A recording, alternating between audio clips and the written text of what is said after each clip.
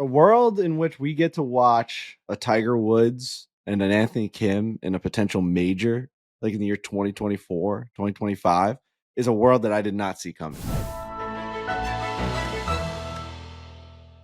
Fore players by Barstool Sports. We got myself, Frankie, and Trent. Dan is out. He'll be back on Thursday's show.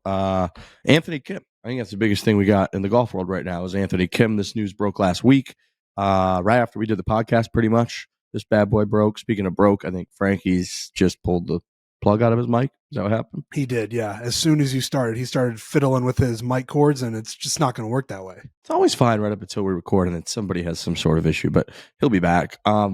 We got news of Tyrrell Hatton that broke this morning, pretty much as soon as we started recording. Adrian Maronk, who's been phenomenal over the European Tour. Both those guys signing with Liv. Anthony Kim's name emerged late last week. A couple rumors it was, and then all of a sudden Dylan DeChair kind of came out with a pretty exclusive of, Anthony Kim is in talks to come back and play professional golf. Anthony Kim, I looked it up. Now Frankie has just disappeared. And now I'm hearing myself. Yeah, I have an echo. Do you guys have an echo? Oh, now Trent's gone too. It's just me doing the podcast by myself. What happened there? It's just you, Riggs. How is that possible? They both disconnected. Now it's just Alex Bush. So while I have you, Alex Bush, are you? No, how about Frankie? How about you went away, and then Trent was laughing about you going away, and then Trent went away. I fucked that up too. I started messing with my cord, and then I heard it click, and I was out. So I had to leave and come back in. Are we still recording? Yeah, we're still recording. Listen, this is a great company. Sure, I'm assuming they make mics for everyone. I mean, they do recording mics for major label artists, and they do mics for podcasting. It seems like it's the best mic in the business. But these little areas where the wire goes into are like loosey, like the sleeve of a wizard. Just there's no tightness to them. Yeah. Just the loosest things you've ever seen in your entire life. If you move it dislodges, right? It's like a hot dog in a hallway. And at the end of the day, is it? With this program, with this program that we use to record this podcast, if you mess around with your mic settings, you have to leave the podcast and then rejoin. So it's not as easy as it sounds. You got to stay out. We started the podcast. I'm like, I want to get my Borelli's hoodie in there, right? So I moved it a little bit, and I'm just out. So yeah.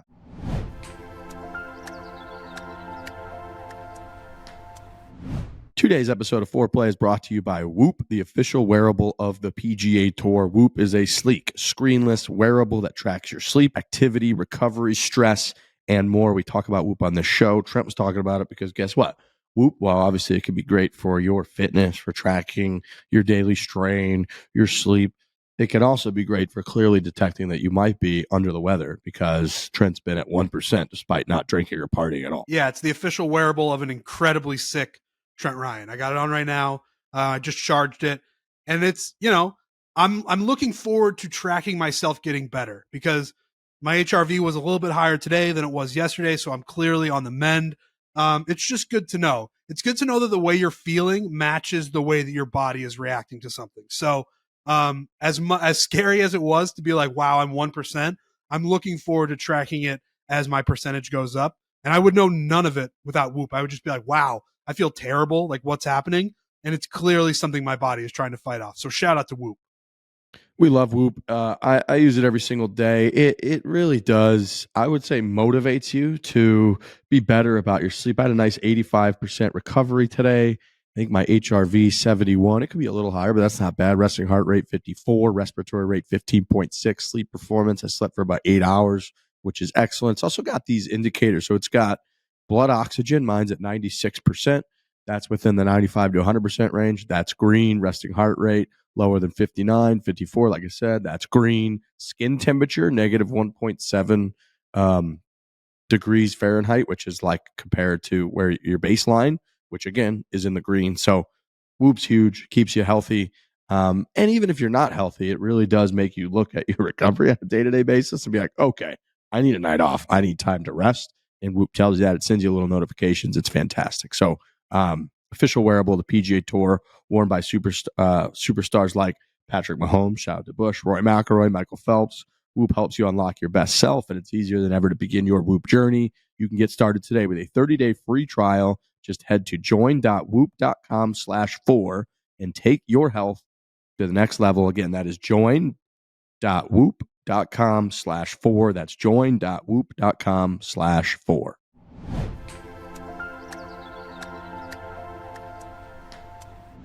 Anthony Kim, amazing news. I mean, this guy is a mythical creature. I was going to say of the likes of Tiger Woods, but in like a different way. Tiger Woods is the greatest of all time. He's our Lord and Savior. Anthony Kim has that type of that oomph, just the mystery around him. He's got that, like, what's he been up to? What's his life like? He has that swing, that like iconic, smooth, incredible swing. You haven't seen him hit a golf shot. He had the insurance policy on his name. Like all these stories about Anthony Kim, Nike, he was the next great thing.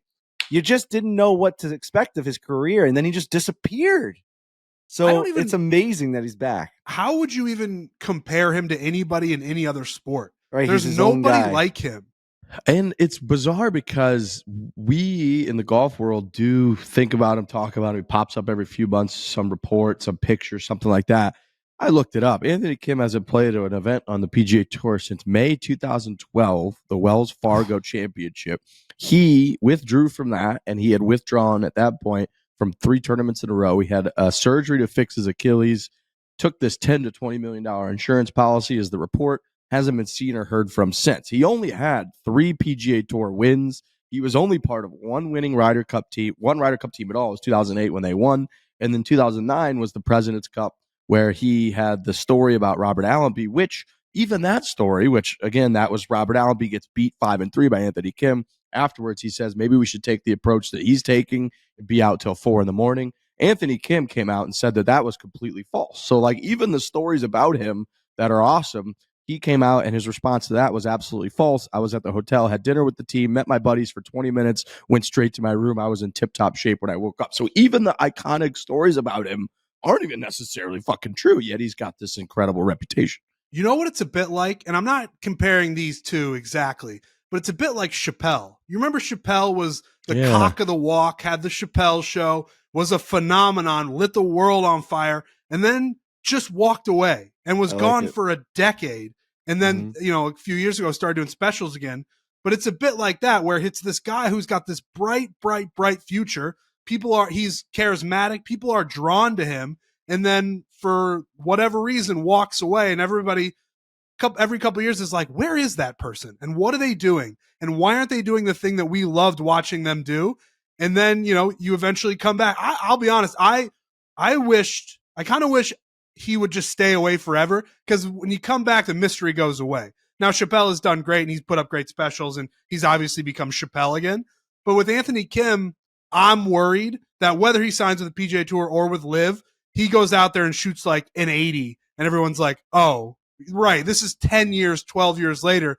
He's not the same guy, and it would have been better almost if he kind of stayed this mysterious figure. I'm on the flip side of that, I am excited to see him again, wherever he plays, but I'm just, the mystery is so much fun. It's always more fun than what ends up happening. It's rare in any sport that someone steps away for a significant period of time and then returns and delivers. Like I could think of Michael Jordan, obviously, who goes, plays baseball, comes back, and then the second half wins 3 more times. That's unbelievably iconic. Obviously, he's Michael Jordan, but I'm thinking about, there's a lot of folks that are tweeting out, putting out on social, texting in group texts of like, now this is going to get me to watch LIV. And for a round or two, it might. But, we've debated on this show who are the top 3-5 biggest stars in all of golf. We all agree Phil Mickelson is probably top 2. He's right behind Tiger. But Phil Mickelson's been playing like shit on LIV. Is that making us watch LIV because Phil Mickelson's over there playing poorly on LIV? No, nobody's really watching it at this point. So if Anthony Kim comes out, those first week or whatever, and if he's got the belt loop and we all want to see how he plays, and he's out getting shit-faced the night before and then goes out and shoots a great round, that would be fantastic. But if he just comes out, like you say, he shoots 76 and he finishes 39th out of 48 people on the LIV Tour for 2 or 3 tournaments in a row, like I don't think that's going to really make anybody watch. Now, this did get the juices going. This got the golf groups going. Everybody sharing all the reports from Dylan DeChair and all of that. But I think part of what made Anthony Kim so really cool was that he had all these stories about he would show up and do a clinic with Tiger Woods, and Tiger would be like, I hit my pitching wedge 131.5. And Anthony Kim would be like, some days I hit at 105, some days I hit at 140. I figure it out on the range and I go play golf. And all that added to it. And then he was good at the Ryder Cup. He was good at the President's Cup. He won 3 tournaments. So like that combined with that, but it wasn't like he was out there like John Daly hitting it, 330 yards when nobody else was hitting it past 270, and he was ripping darts and getting crushed and all that. So it's almost like because he stepped away is why he's Anthony Kim. He was popular for sure when he played, but he has become infinitely more popular since then, I feel like. Oh, for sure. I mean, his potential was through the roof, though, at the time. Like, when you win 3, you're in the Tiger circle, you're going to the events, you got all the endorsements, you're winning, you're on a Ryder Cup team. He had that potential to be a, double-digit winner on PGA Tour, a multi-major winner, a Ryder Cup, like, staple for the USA. So that is why it's like all of a sudden this guy just disappears. It's like, holy shit, that's a huge name, right? That'd be... I don't know who to compare him to of like this generation of golfer, where if like all of a sudden he would just like disappear, like a young Ryder Cup player, maybe like a Sam Burns, or like, where he just all of a sudden just like stops playing. It's like, oh shit, this guy had the potential to like really fucking light the world on fire. I'd have to think about it. Sam Burns, not so much. People were drawn to Anthony Kim. People were into Anthony Kim. Sam Burns is, listen, I love the guy, but he's not. I was thinking of like the amount of wins and all that shit. But yeah, I mean, like, you really don't see this that often, the comeback. It's reminding me of, like, it's not the same, but Ilya Kovalchuk, when he just, like, left the NHL, you're like, what the fuck? Like, why the hell did he just do that? And he was just gone. He stopped playing in, like, 2012. And Ilya Kovalchuk was just, like, no longer in the NHL. Like, one of the bigger names, scoring 30 goals a year, like an all-star every single year. And then he was just, like, gone. Signed a huge, like, 15-year contract with Lou Lamoriello and just was gone. And then he just came back with, like, the LA Kings. Everyone's like, wait, like, what the fuck has this guy been doing in Russia for the last 8 years? It's insane. Was he in the K? Did he go play in the KHL? Did he go play in the KHL? Yeah, I think he signed, like, a big deal back at home in Russia. Yeah. But, like, we didn't see any of that, right? Like, you just lost a star. Like, gone. The NHL just lost the name. Like, he was the number 1 paid player on the Devils, and they moved everything around for him. And all of a sudden, he's like, I'm out of here. And like, you can't do that. He's like, watch me. I'm leaving. It's also rare in the social media era to not really even know what he's doing when he's stepped away. Like, I don't know what Anthony Kim has been up to, really. I think he lives in Vegas. That's sort of the only thing I know. A few years ago, 6 or 7 years ago, maybe, somebody wrote a piece about him in Vegas. I vaguely remember reading it. He's kind of a party guy, but it wasn't that specific. But like, I don't even know if I follow Anthony Kim on Instagram. Does he have an Instagram? I have no idea. I don't think like he's Sasquatch. Anywhere, dude. Like, there was no photos of this guy. Like, he was like a Yeti, where you're like, oh, if you saw a picture, you like thought it was fake. You thought it was like AI. Yeah, in the past when you went away, again, to bring up the Chappelle example, social media wasn't a thing really. So it was like, I don't know where this guy went. I don't have any way to track what he's doing. This guy disappeared right at the beginning of social media, basically, and we still didn't know what he was doing. I'm very interested in it, and I'm guessing he's going to sign with Liv because they're going to drop like $100 million in his bank account. And it's going to be interesting, at least for the first couple rounds. Now, if he plays incredibly well and like starts lighting the golf world on fire, now we're talking about something real. And he's like, whoa, I need to see this guy at majors. I need to see him playing in like the tournaments. It's 12 years. 12 years is a long time, folks. He's almost 40. I think he's like almost 40 years old at this point. And yeah, and they would have to at least cover.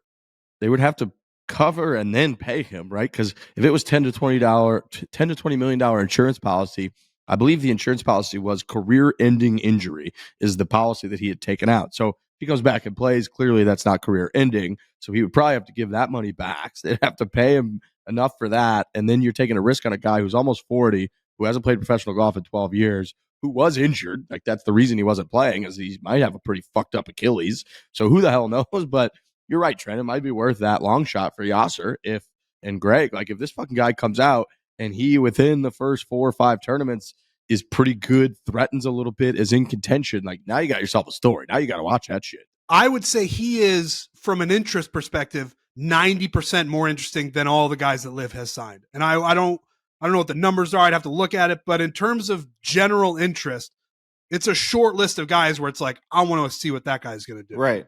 He's a story. They just signed Tyrrell Hatton to $50 million contract, whatever it is. Tyrrell Hatton is a great story. He's a great player. He's a great player. We love his emotion. He's one of the funniest guys that have ever played the game to watch, at least on TV. And even him, it's like, all right, like Anthony Kim is the story. Anthony Kim's a guy where I'm going on wherever they're on YouTube or Picks or whatever it might be. I'm going to go watch that because I want to see how this guy has to hit this golf ball. I want to see, can Anthony Kim hit a golf ball? That's all I care about. Maybe it's just like a short-lived, no pun intended, type of like interest for me. You know, after he makes a couple bogeys, you're like, all right, it's just like we're back to our normal like regular programming. But yeah, man, I'm juiced up about this. I really am. That $20 million whatever, Nothing. Yasser's like, what are you? My blankets are worth more. Like you pay that, and then you pay whatever you want, the $50 million or whatever it's going to take for Anthony Kim to show up. And again, even if he doesn't play that well, ultimately, it's going to get those eyeballs initially. And I think that's kind of what they're going for. You know, I'm watching Anthony Kim. Yeah, I want me you to too. know that, regardless of where he is. Has he been confirmed going to live, or that's just a speculation? That's just speculation, I think. What I'm trying to remember the exact wordage that was used by Mr. DeChair, but it was Danny Rappaport getting absolutely blasted out of the waters by Dylan DeChair on this scoop. This is a huge scoop. Bro, the golf media world has wanted to get a scoop on Anthony Kim since 2012. They're literally like in the fucking bushes taking pictures of this guy in Vegas trying to see if he has long hair and if he's like lost his mind, and they couldn't get it. There's one article like 10 years ago about him like fucking having drinks at the Wynn, and now all of a sudden this guy just makes the fucking comeback, and our guy Danny Rappaport gets blown out of the water. Come on, Danny. This is it. This is the golden child. This was it. This was the big one. You think Dan's taking a little bit of space right now because this one hurt he's out of the podcast. Deeply? He said he was going on a walk. He's out by the beach in LA, just looking at the clouds going by, wondering how this happened. I really think if you were to ask us who are your white whales of podcast interviews, it's Tiger, probably Phil, and then it's Anthony Kim. Yeah. Oh, dude, Anthony Kim podcast would fucking crush. Like a sit down, we go meet him wherever he is. We have Brendan and Alex set up all the cameras, and then Frankie makes a teaser. Boom. The one-on-one interview. Boom. The exclusive. Anthony Kim. Boom. Anthony Kim. I mean, that's huge. Huge. Yes. That might be bigger than Phil at this point. Like, for us. People would go a tell-all crazy with Phil right now, if he's willing to go where we want to go, where everybody wants him to go, it's right up there with Tiger. A tell-all, sure, but if it's just like we have a podcast interview, you could just say we have a podcast interview with Anthony Kim, not tell anybody what's in it at all, and I think it's ground-shattering in our world. Well, the thing about Anthony Kim is everything he says is like breaking news in that world of golf. This, like, you know, it's I don't know how to explain it. It's like very, very, very different than any other story. It's like nostalgia almost. Like you're just getting back a nostalgic golf figure from the 2010s that had all this potential, huge name, and he just disappeared. And now you're like this resurgence of this guy's name and his story and his game is just back in your life. So like if he did a podcast appearance, every single story is nostalgia and new news and breaking news out of his world and how's his game, what's he been doing. There's nothing that's been told already in that story. You know what I mean? Right. It's legitimately exclusive. Phil, you can hear what he has to say on Twitter. I mean, the guy says everything he has to say on Twitter. This Anthony Kim, man. I agree with you. I think it would be bigger. Just because it's like nobody's heard of fucking Pete. So I looked at it. The title of this piece from Dylan DeChair, the Dan Rappaport cucker, says anything Anthony Kim plotting return to pro golf after decade-long disappearance. And then the third paragraph says, Anthony Kim has spent the last few months in discussions with the PGA Tour Live and potential sponsors as he plots a way back. Multiple sources familiar with those discussions told Golf. He's been playing more golf. He's been ramping up workouts. He's confident in his game. That part people say definitely hasn't changed. Now it's just a matter of where he makes his return. So this fucking guy's coming back, according to Mr. DeChair. Yeah. DeChair. How happy was Anthony Kim when he saw the? How happy was Anthony Kim when he saw the Civil War break out? He's got to be like, holy shit! You can leverage your personality and your story into dollars and cents with this new rival league. He's like, I got the best story in golf. Well, and think about this. If this fucking guy was willing to step away from the game of golf forever over $10 million. Now you think if these fucking guys are going to throw 20 million at him, he's like, yep, I'll do whatever you want. I'll fucking play. Yep. Clearly money and millions of dollars is what he cares about. So if they're now, you got all this money being thrown to professional golf, he's it. He's like, this guy clearly will do almost anything for golf. He gave up one of his great passion in life for 10 million. These guys are going to throw 30 million at people. I bet he's all in on that. So no wonder he's fucking coming back. A world in which we get to watch a Tiger Woods and an Anthony Kim in a potential major, like in the year 2024, 2025, is a world that I did not see coming. You know what I mean? Both those guys easily could have just never played the game again. Oh, and I think about that all the time. That's on the horizon is insane. I think we've almost gone too far. We reached a point where Tom Brady retired, Bill Belichick retired, Tiger's not with Nike, Anthony Kim's going to return to golf. It's like, what happened to everything? Everything's gone. Everything that I thought was going to stick around is gone. Dude, how about less than 3 years ago, Phil Mickelson won a major championship? Remember that? That was fucking crazy. We were there. We were at Kiowa. We thought he looked like shit on Wednesday, and he won the tournament. Terrible. Dude, that happened to me at the U.S. Open when rare. Joel finished like top 10. I was watching him in his practice round. He looked like a lost puppy out there playing golf, and then he played like the best week of his career. It's crazy. It's just very rare that things stay. It's true. Even Michael Jordan went to the fucking Wizards. The guy played baseball. You know what I mean? Like, it's very rare that things just remain the same. I always say this to my friend Brock Nelson, good guy, plays hard, loves the game, War Road, Minnesota, but he's played his whole career for the New York Islanders. I always, maybe contract negotiations are coming up after next year, and we don't know what's going to happen with this guy. And I always say, wouldn't it be so fucking cool to just remain the same? It's very rare in this world to just be like, I started with one logo on my chest and I ended with it. Even Tiger Woods is changing the logo on his chest. Yeah. It's like, it's so rare, and I think is so cool to be able to do that. Are you Tom Brady won a Super Bowl for the Bucks. Tell someone that from 2012. Now, are you working in an official capacity for the New York Islanders, or is this just a guy who... I'm not letting that guy go anywhere, dude.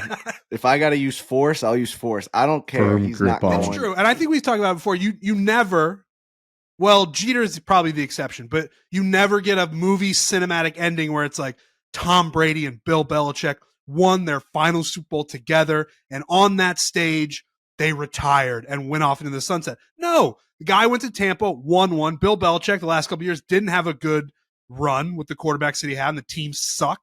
And now he doesn't have a job, and you never get it. And again, Jeter's probably the only one. And outside of that, Kobe. I mean, did they win? He played his whole.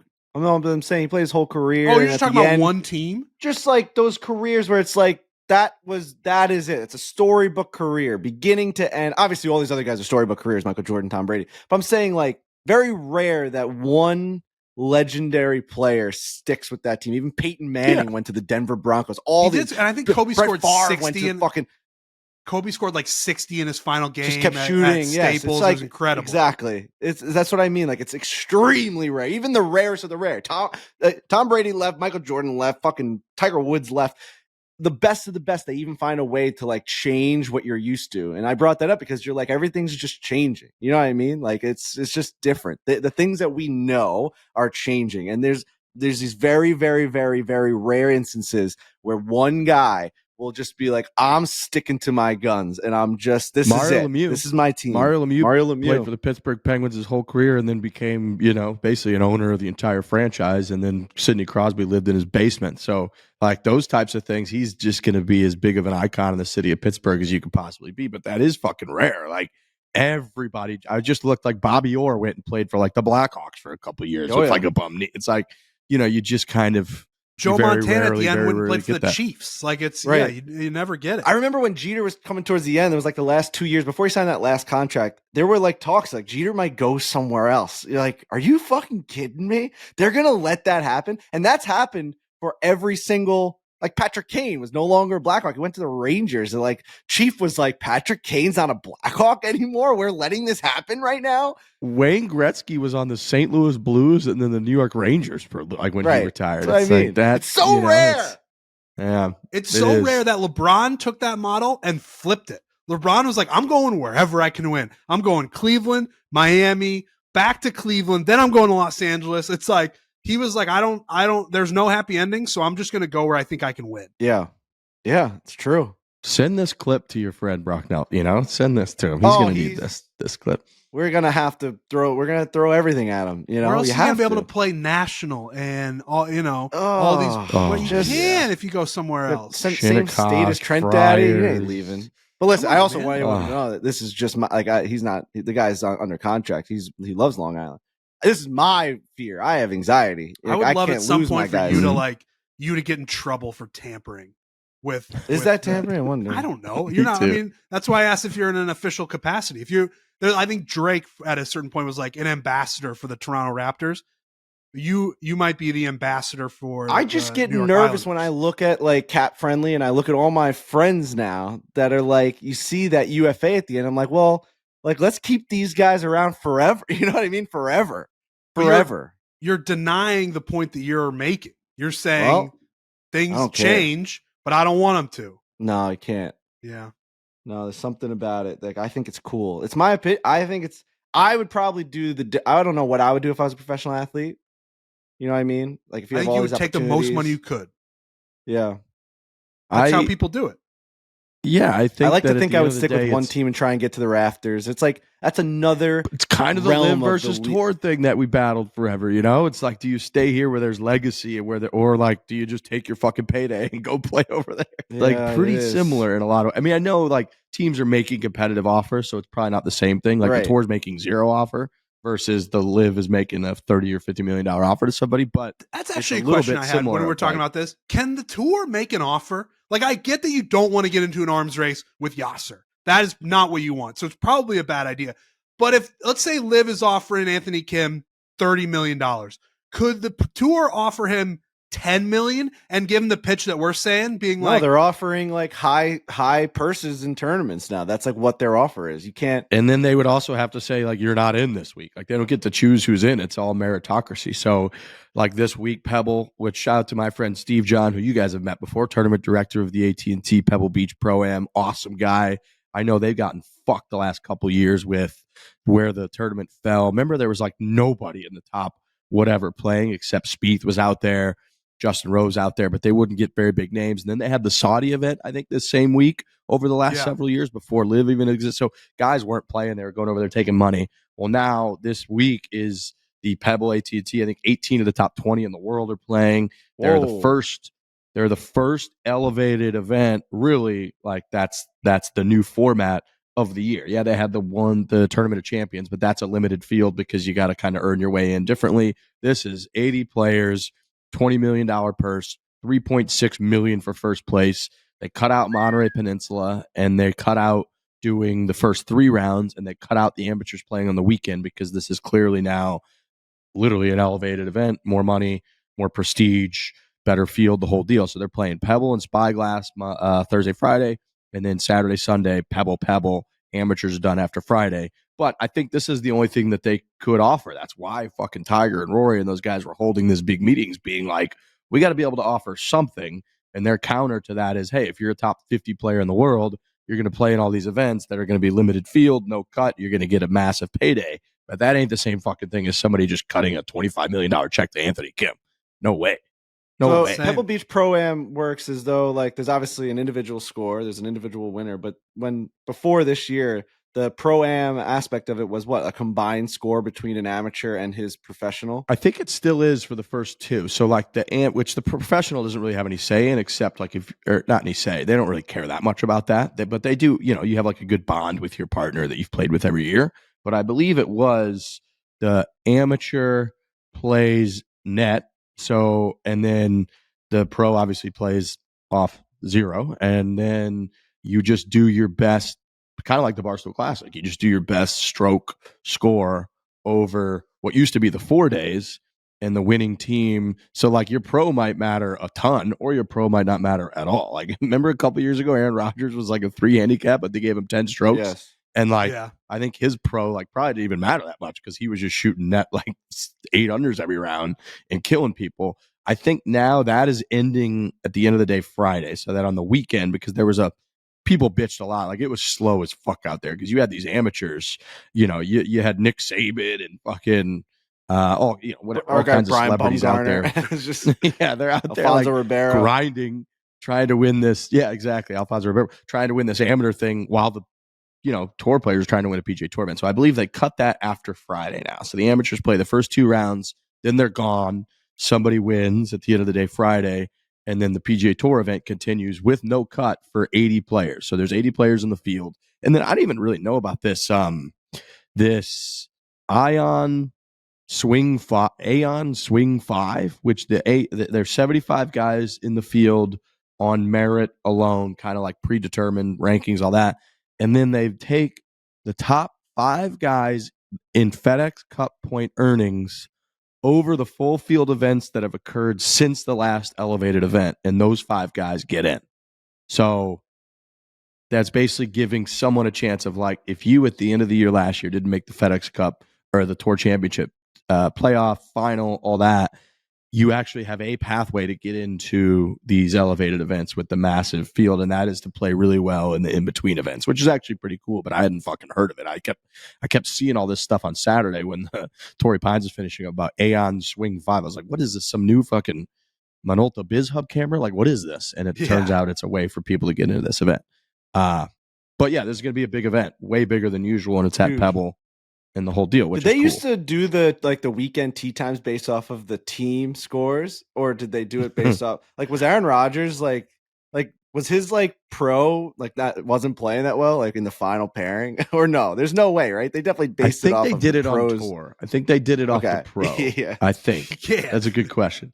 And I would say more often than not, it usually probably coincided, but there were times, like Larry Fitzgerald, our boy, got I know he got roasted one year for being like a sandbagger when he won the whole thing. And so that's a good point. It would be hilarious if a pro's in 49th place and he's in the final group because he's got somebody who's sandbagging, getting 10 shots. Amateurs just crushing it at Pebble, winning a tournament. But yeah. Listen, as long as Clint Eastwood's there, that's all I care about. In the booth, he's still alive, right? Cardboard cutout. Oh yeah, he's still doing it. He's still doing it. What'd you say? You said a couple years ago that they just build the structure and the booth around him. They build it around him. Yeah, he stays out there, and then every year they just build the set around him. The funniest things you say on this podcast. He just grunts when Nance is asking questions like, "This event's been going on a long time. You were here at the inception. That's pretty great out here, huh?" He's like, "Yeah, yep." And that's it. And they cut away. It's unbelievable. I think he's still alive. Let me look. He is. We would have heard about it. Not to disrespect Clint Eastwood, but 93 years old, Clint Eastwood. That's nice. Of course he is. Still plugging. Of course he is. Good for him. So yeah, big field this week, big event, and they're kind of consolidating it, I would say, into keeping it, more professional, big time, great field, merit, the whole deal. So Pebble will be fun this week. Barstool Classic. So when this show comes out, reminder, Barstool Classic registration. If you're listening right now with your 2 ears and it is before noon Eastern Standard Time, then you still have time to register. What you need to register, you go to barstoolclassic.com. You need both you and your partner's name, email, cell phone, date of birth, and USGA approved handicap number, which is basically a GIN. And then when registering, reminder, if you get on the wait list, it's going to look like your credit card was charged. That's just a hold. It's a pending charge. It'll drop within a day or two. You can only sign up for one event. And Lisa Litvak nor anybody on our staff can be bribed. Those are the things that we're supposed to remind you. But barstoolclassic.com. If you have all that information and you're there right at, I would even go a couple minutes before noon. I think maybe whoever's hitting those buttons back there just to ensure that they do it on time might hit it a minute or two early. So I wouldn't, if I were you, I might start refreshing that barstoolclassic.com website at 11:50, 11:55, and just keep refreshing it. Get the stop that you want to go to, have all that information, and you'll be good to go. You'll get into the event. One of the things, I mean, shout out to Lisa Litvak. I do want to make sure that thing goes off at 12. I know every year something maybe goes live for a half a second early or whatever, because we don't control when it actually goes live, I feel like. But that is that's life and death, man. That time that thing goes live is life and death. We see the numbers of people that are on the wait list that just miss it by a second, and it's thousands. So it's you're fighting against a lot of people that want to get in there. So today's the day, folks. Like, if you're listening to this in time, today is the day. Like, be ready. Get to your battle stations. Get your group chats going. Find out what city you're going to. Have backup plans. You can't register for 2 cities. If you do, Lisa will find you and kick you out of both. That's another rule. I don't know if you said that. But you can't be like, we're going to get into Boston, New York, and we're all going to do the same thing. If she finds out that you're registered and you got into multiple, you're out of both. That's her rules, and we're going to run by her rules for sure. But today's the day, man. Like, get ready. Figure it out. If we're not coming to your city because we're going to 20 other ones, find out what the closest route is to get to and just be ready at that time. Let's lock and load. It's a Barstool Classic. Unbelievable time to be alive. I can't believe this thing's still running. It's getting better than ever. We're in all these meetings about how we're making it better. I would say that this year is the biggest leap in changes to the Barstool Classic, I would say, of like how much you'd think that we would just have this thing as like a well-oiled machine and we really just like keep putting out the same product. No, this year is like we are hitting it harder than ever.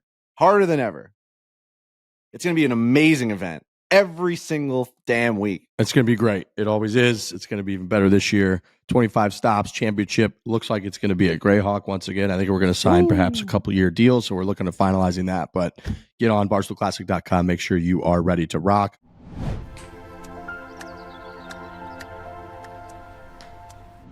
Real talk, 52% of men over 40 experience some form of ED between the ages of 40 and 70, but it's always been a taboo topic.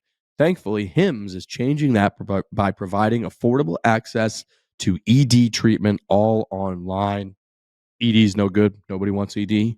I think, maybe one of the more primal things that you could do is find yourself in a position of having sexual intercourse. And if you're in that position, congratulations to you. You did a good job. For your tools not to work at that point will be a real disappointment, I think.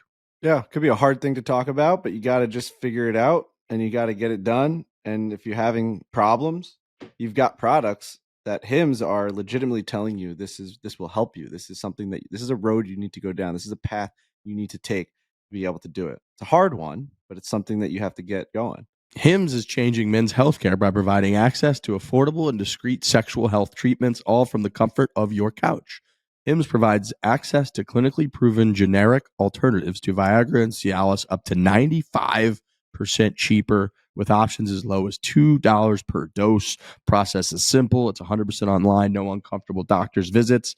No insurance is needed. Pay one low price for your treatments, online visits, ongoing shipments, and provider messaging. HIMS has hundreds of thousands of trusted subscribers, so if ED is getting you down, it is time to change that. You can start your free online visit today at hims.com/Fore. That's HIMS.com/Fore for your personalized ED treatment options.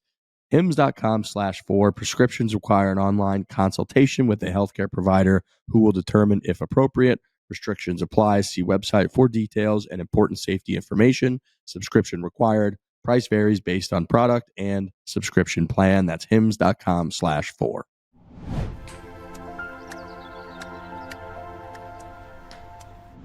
Video, we got Knockout with Grant Horvat, Micah Morris. We filmed that during TaylorMade Media Day. Incredibly fun format. We gave the credit to the good guys who I believe came up with this format. They've done this before. It's incredibly fun to be involved in it.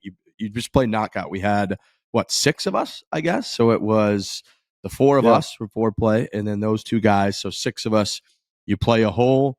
Whoever has the worst score is eliminated. If multiple people have that worst score, they go to a chip off, and whoever loses that is eliminated. You keep doing that through 5 or 6 holes until there's one person left. I think there's be a little bit of a surprise as to, you might go into that format and just assume 2 guys are going to be there at the end.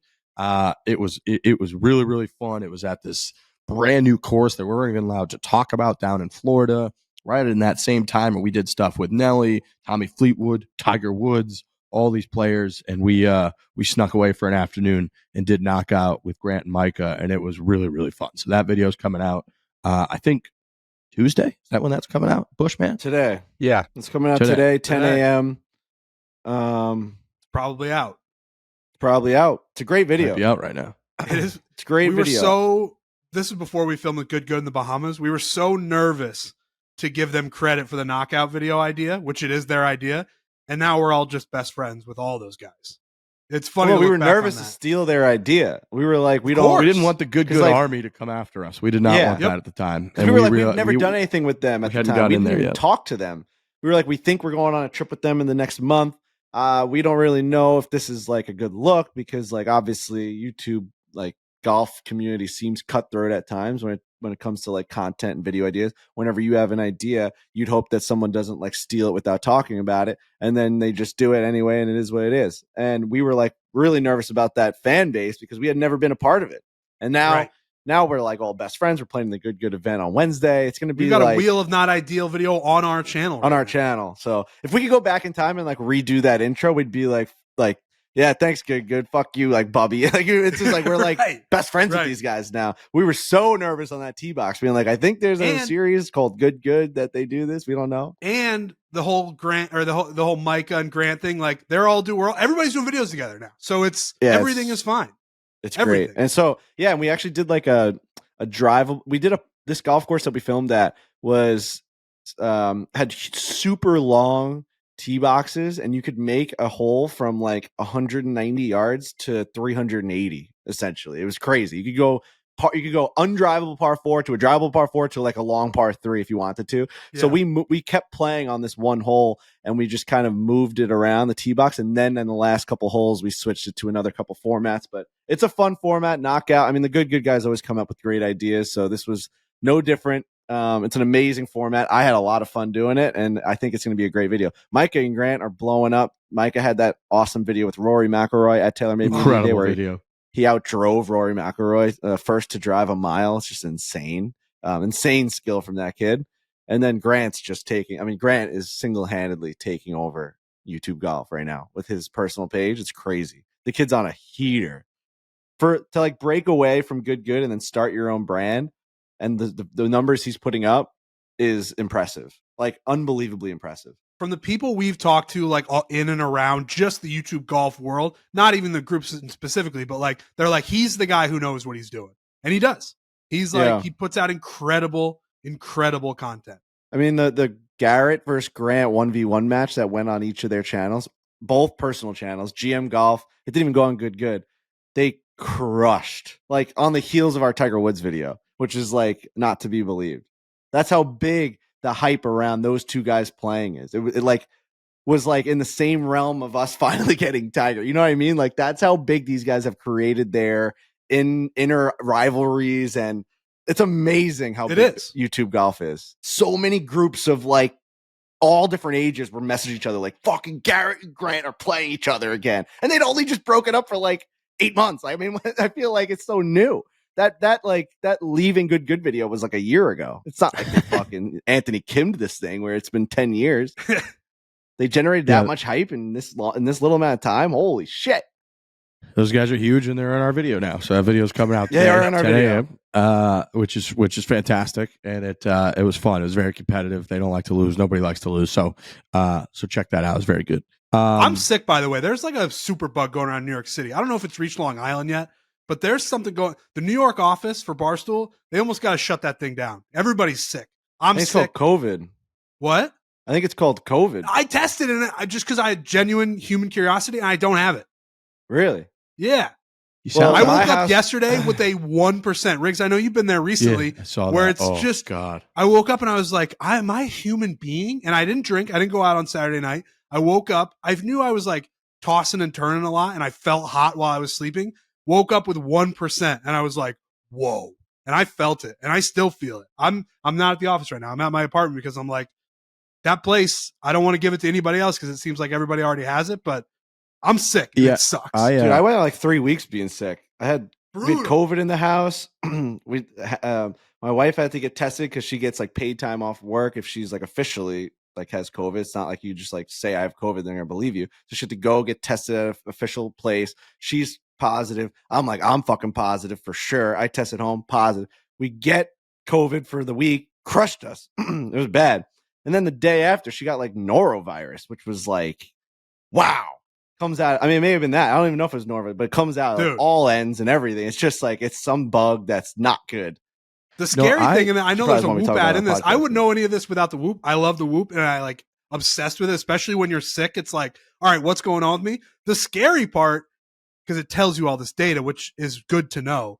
But like my heart rate when I was sleeping was like 77, and they're like, something's going on. Like you got to figure it out. And I'm like, Dude, that's Trent, scary to me. When I was sick right after Thanksgiving, it was the Saturday, Sunday after Thanksgiving. I had laid in bed for 11 hours straight. I got 11 hours sleep, woke up, my Whoop band 1%, and my resting heart rate, which is usually around 50 when I sleep, maybe in the 40s, was 109 throughout the entire night. 109. Bro, mine was 77, and I almost called 911 when I woke up. I was like, they got to wheel me into somewhere and figure it out. 109, I think I would start crying. And I almost never get sick. Like even as a kid, like I just never really got sick. I never got bronchitis and strep and all this shit that other people got. I just never really got it. So I've only been sick a handful of times in my fucking life, and legitimately was like, what is happening? Slept all day that Saturday, woke up Sunday, had a 7 a.m. flight back to Arizona, got through the flight, tried to sleep it off, woke up again. My heart rate was like almost 100 again throughout sleeping. And I was like, what the fuck? So I went to urgent care because I was panicking. They tested me for COVID, flu. I ended up testing positive for strep, which my dad was like, because my dad's a dentist, so he's not full, but he was in the medical field. And he was like, strep is basically you just get sick from being completely run down and like pathetic is pretty much how that happens. And so then I took, because I was like, that's fair. Because dude, we had done the Tiger Woods video that week. Because like Tuesday, we got the Tiger video. Remember that night we went out with all the TaylorMade guys. We celebrated. Next day, we filmed a couple things. I think we filmed this knockout. Flew home. It was the Wednesday night before Thanksgiving. So went out with all my buddies. Thursday, you drink and watch football all day. Friday, we played golf in like 40-degree weather in St. Louis. Had a couple beers, and then I was just fucking dead. And shout out to antibiotics. I went to urgent care. Guy prescribed me some antibiotics. Took them. Legitimately, the next morning, I woke up, text you guys like, I'm back in on the podcast. I'm completely fine. I was Adam Banks in Mighty Ducks. Woke up, pain was gone. I was completely fine. Bad news for me is this is the least rundown I've felt like in a year, because January we really haven't traveled much. I've been just chilling, hanging, not getting up at 4 a.m. to fly to Arizona. Like, so I don't know. I probably should just pop into an urgent care and figure it out. I've just been hammering vitamin C and like cold and flu medicine. So, well, I mean, fuck. Yeah, I don't want to get all crazy like Frankie, like right-wing lunatic. Everyone's going to call me Mr. Live again, but it's just like this is going to happen every single winter.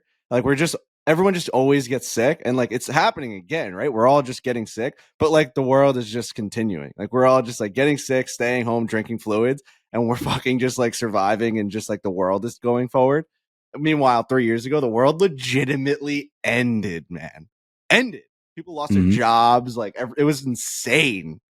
It was crazy time. It's like it's just crazy. Like time. Just like how we're just like accepting live now. When we all everyone fought about it in the beginning. Like this is insane. What about 9/11 and all this stuff? And now we're like, you know what, man? John Rahm with your family, you just had a kid. Like go get that money, bro. Like now we're just like, yeah, you have a cold, just go to CVS and get cold and flu sinuses and like all these medicines. You're gonna be fine. 3 days, no problem. Just stay away. You know the rules. And now we're just like trusting everyone. Meanwhile, I had to like spray my mom's like car with Windex before she got into it in 2020. It's fucking nuts. I get that's you can say that now. I'm never judging people for the decisions they make in the moment. I always just think that's always how I feel. It's like at the time it felt like it was pretty fucking wild. And if you were really that upset about it, you would have just been like, I'm going outside. I don't care. Well, but it wasn't individual people's ideas though. It was like mandated. Like it was insane.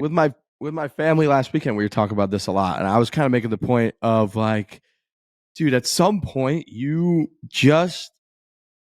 most people just kind of do what the authorities say, and not because you're an idiot it's because you don't have time to like figure out what the exact perfect truth is yourself. Like people are fucking trying to provide for their kids. They're trying to go to work. They're trying to pay their bill. They're trying to go to the gym. Maybe they're trying to get away from it all and have a couple hours of fun and have a couple beers and watch a football game. They don't have time to research every little detail of like, what is a coronavirus? Should this be going on? Is it okay? They're just like, guess what, dude? I'm told to wipe down my Amazon packages when they come and to not go out for a couple of days. So I'm going to do that. Like, that's just kind of how people are.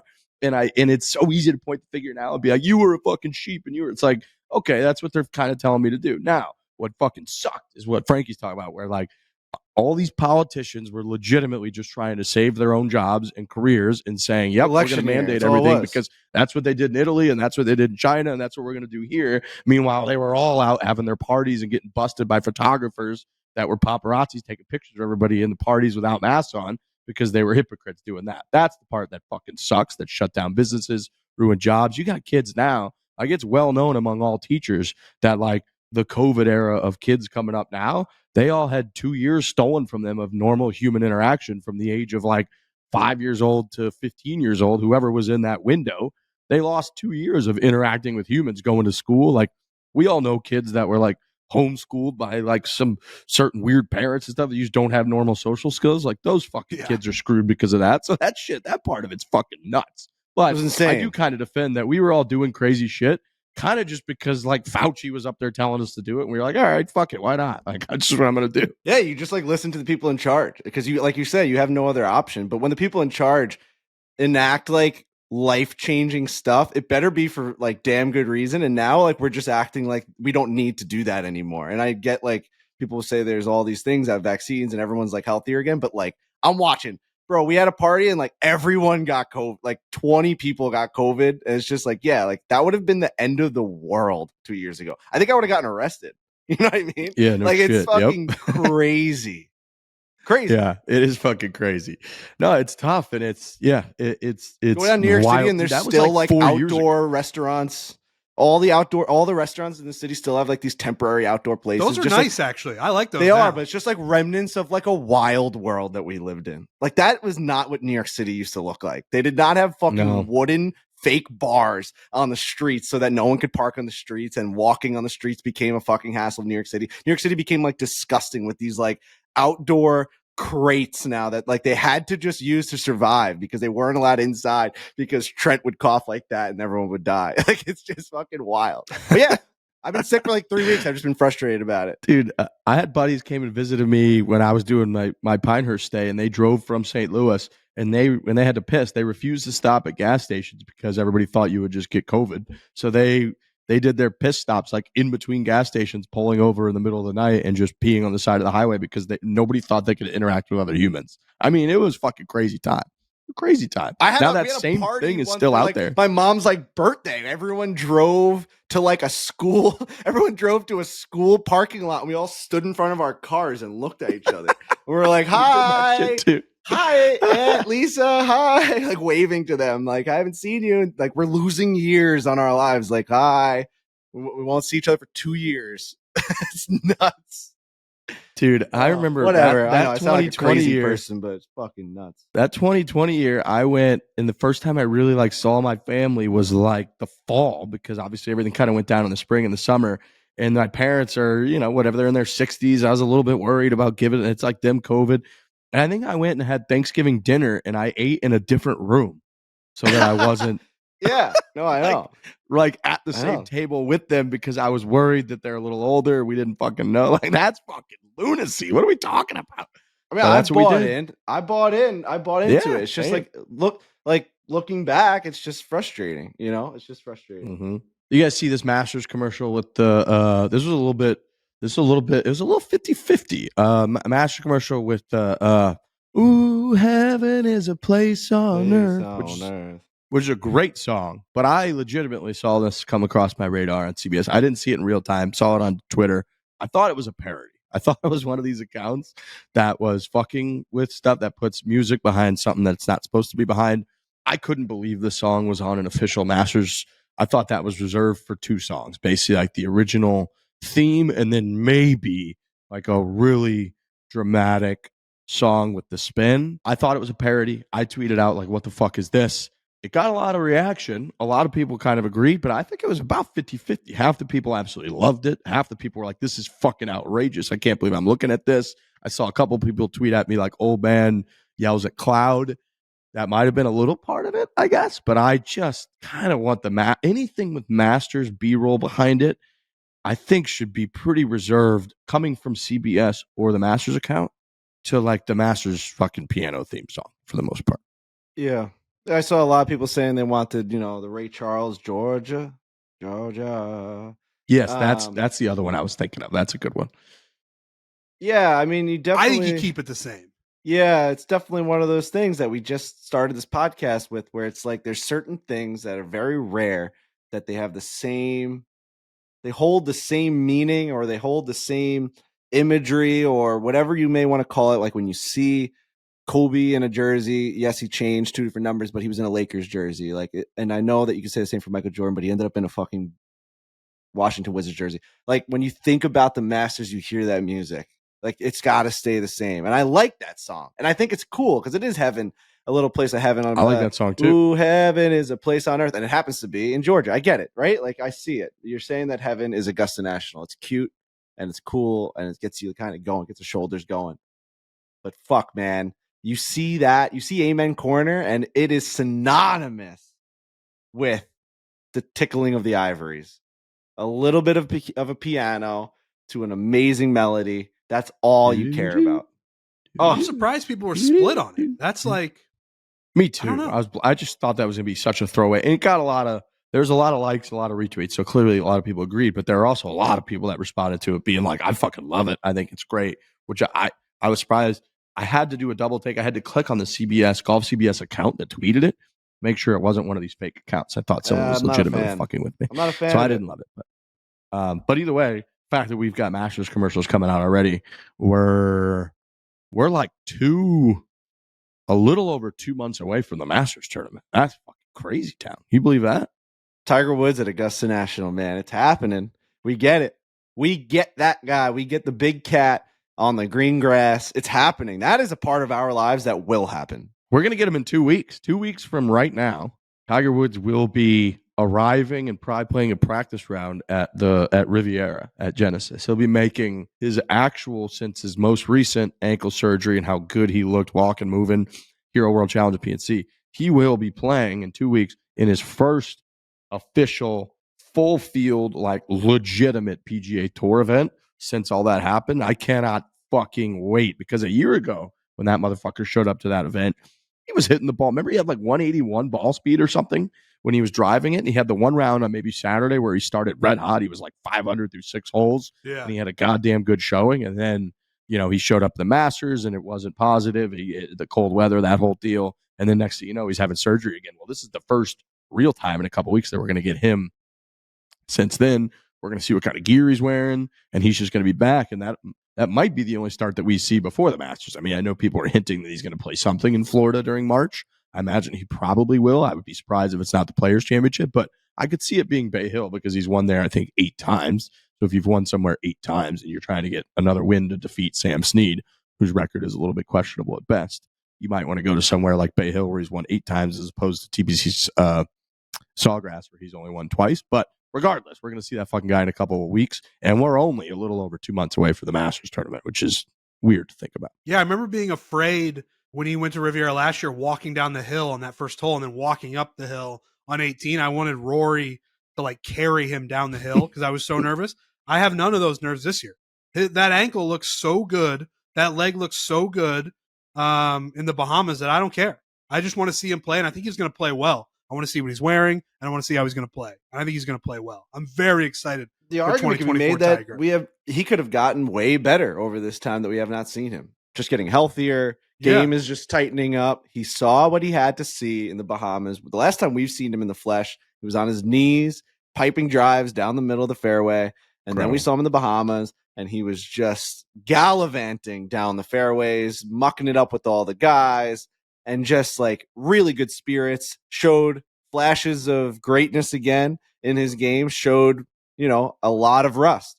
And he's had some time, obviously hasn't played competitive golf in that time, but has been able to maybe take some of that rust off. Maybe he's been revving it up at home. You never know. Charlie is a great player. Maybe he puts Charlie up from the Reds and is like, try and beat me. And he just goes out there and just grinds to not lose to his son in the game of golf, which would probably kill him if he did. You know what I mean? Like he probably is setting up these situations where he's like, I'm going to beat you because I'm going to win the Masters again this year, and you're going to watch me, Charlie. You're going to fucking watch me do this because I am the best that's ever played this goddamn game. And you are just, maybe you think that you're going to be good. You're never going to be this fucking good. Like, I need him to have that edge to him again. Like, you know what I mean? A lot of people talk about Charlie in the next iteration. No. Papa Tiger is still here, and I'm roaring. Dude, right? Sometimes I'll just go back and watch the clip of him challenging Riggs to a long drive contest. That guy's in there, dude. Immediately, he's in there. He says, long drive contest, you and me, looks down, and then when he looks up, that's the guy. That's the guy who has 15 majors, who's like, let's do this right now. It's a competition, and I'm going to win. That guy is very much still in there. Hey, Riggs, are you long? Hey, Riggs, are you long? In there.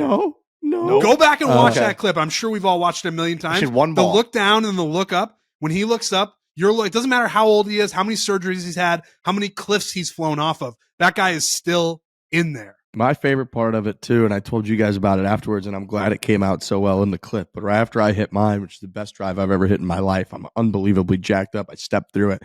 You guys are going crazy. I turn around, and I'm thinking, Tiger Woods is in this video. He's going to love it. He's probably smiling at me.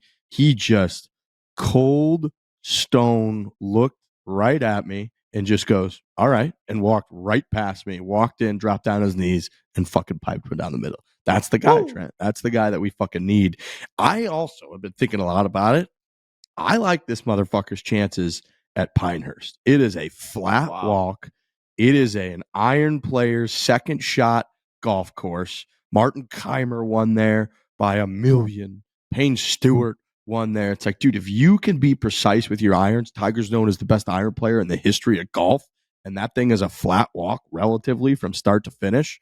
I think he's going to be feeling good that week. It's going to be fucking hot.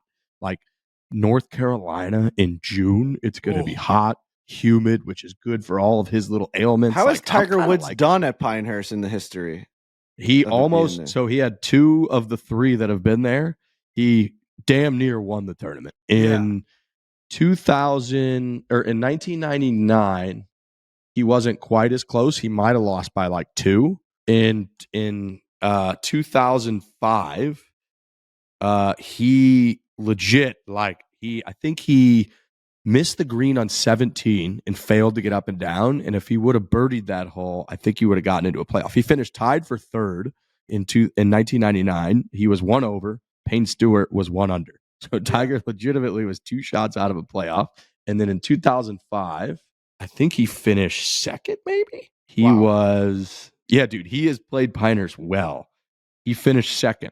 He was 2 shots out once again. He was 2 over par. You just think about those turtleback greens. Like, they're not the easiest things to maneuver, and he's got the greatest hands like in that field by far. He knows the way the ball moves on the green. He's always said it. He likes it hard. When it's hard, that's better because he's the best. So you want it to be really hard, and that's a hard golf course. So he's going to play well. To Frankie's point, too, it's got a little bit of Royal Melbourne in it, where it's that firm. It almost feels like that Australian sandbelt type golf that we played there everywhere. Like all your chips, all your putts, the whole feel around the greens and everything reminds me a lot of it. And when they had the President's Cup at Royal Melbourne, remember how sick he was down there in 2019? He was like the best player in the history of golf. He was a wizard spinning these little shots in there and shit. So I kind of love his chances at Pinehurst this year.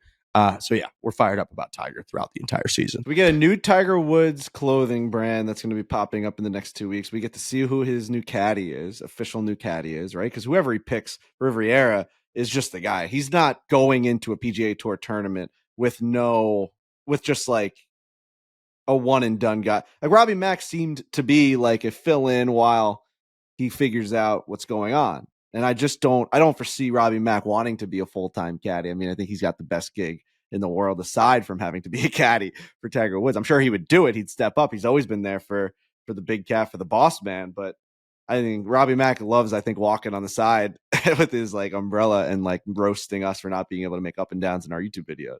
You know what I mean? I think he's got to be able to find a caddy. Yeah. Who's it going to be? I don't know. Do you think it's I'm going to ask a crazy question. Do you think it's kind of difficult for Tiger Woods to find a top tier full-time caddy at this point?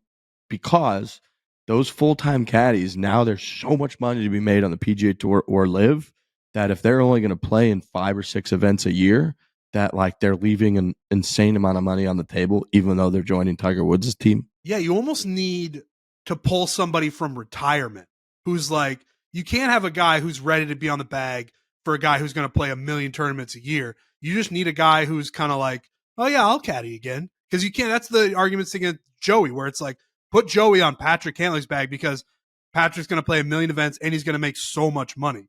So you do need someone who's almost not used to or doesn't want to do all the tournaments every year. I don't know who that person is. What do you do if Tiger Woods shows up with Stevie Williams on his bag?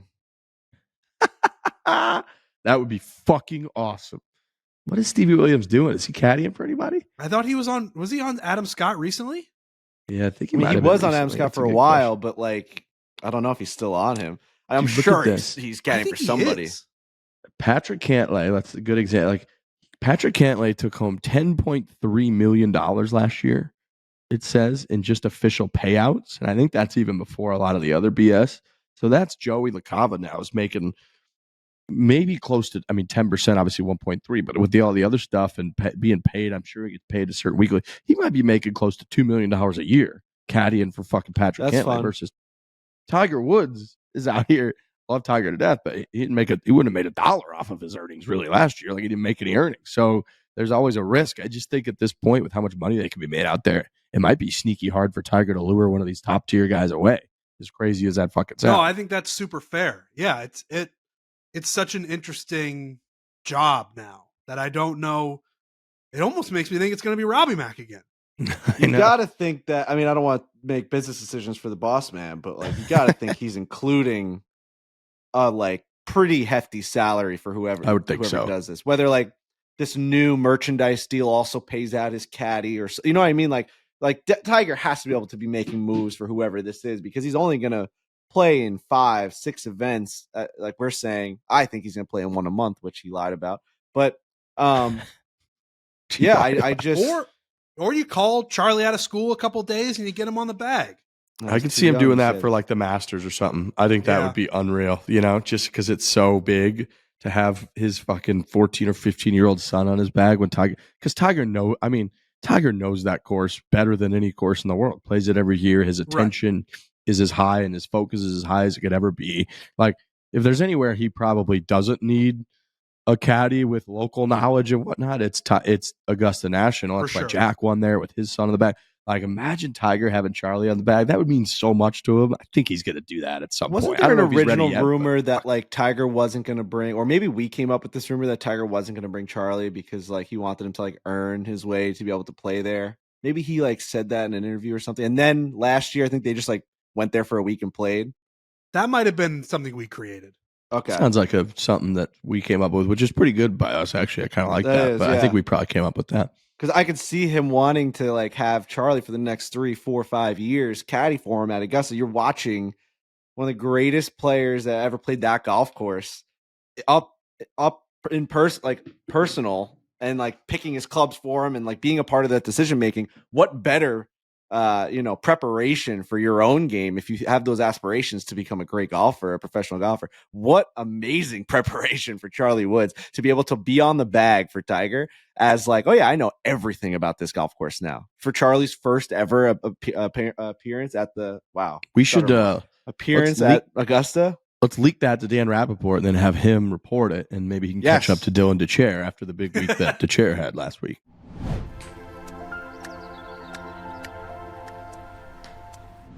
Folks, we're going to talk about our favorite subject, which is handicaps. Clearly, people like to weigh in on handicaps. Look, if you're out there playing with your friends, you're going to have a little bit of a game. You're going to try to play in a tournament, a member guest. You're going to play in the Barstool Classic, what it might be.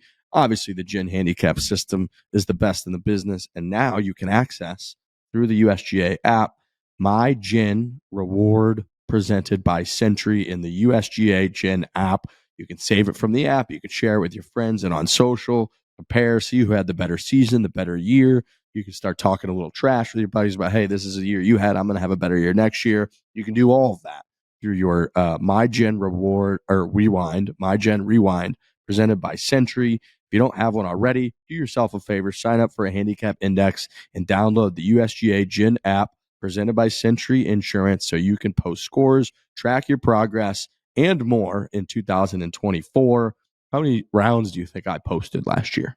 And now I will say that people probably think this number would be crazy high, but a lot of the things that we do, we either don't want to ruin it, so we don't post them on Gin app because people can go look for it. But also a lot of what we filmed this last year was 9 holes alternate shot, 9 holes with shotgun, scramble, reverse mulligan, all that kind of stuff. So it wasn't like we were posting those scores, but still with that, how many full rounds do you think I posted in 2023?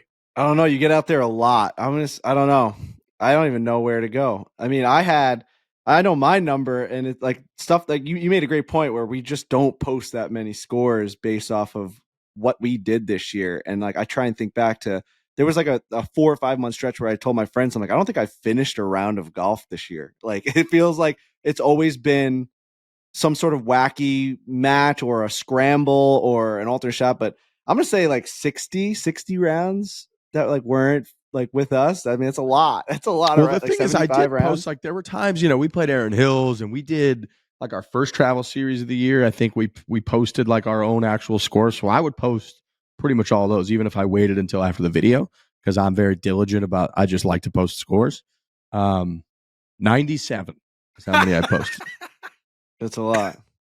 97. It's a lot. It's a lot.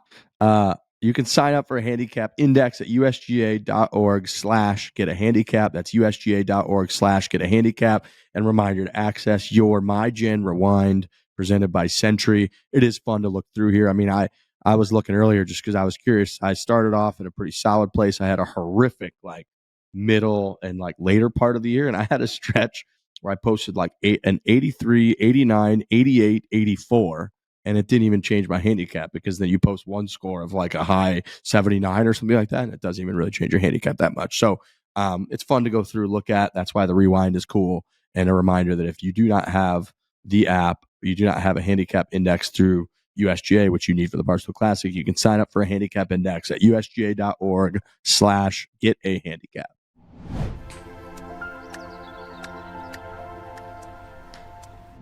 The next big fish in this whole thing is in the golf news space is who is Tiger's caddy. So we're going to need Dan Rapp on that one.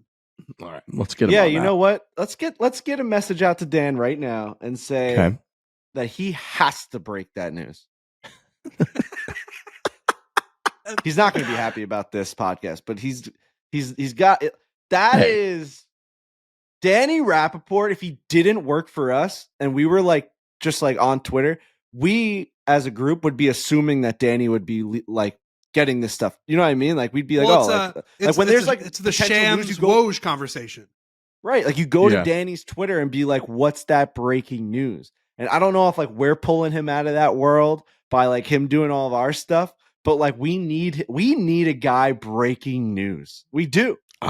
It's also a tradition that if you miss a podcast, the podcast is not going to go well for you, no matter what. So he's getting a little bit of that. I'm with you. That's got to hurt. I imagine that hurts him. Maybe let's see. Bush, see if we can book Dan Rappaport to come on the next podcast on Thursday and see if we can ask him if it hurt when the Anthony Kim news was reported by Dylan DeChair. It had to have. Has Danny Rappaport broken anything since joining the podcast? Have we gotten like a major, like Dan Rappaport, Barstool Sports announces that? I mean, and this has been the biggest news like a couple of years in golf history. He's gonna hate this. Oh yeah, yeah. Well, Dylan DeChair, we always shit on him for like they have a rivalry. Just broke. We just said one of the biggest stories in golf over the last decade. So we need to know what our guy Danny is doing in that space. He's doing a great job. Yeah. Everything else, don't get me wrong. Side Gig is an amazing new video series that we never saw coming.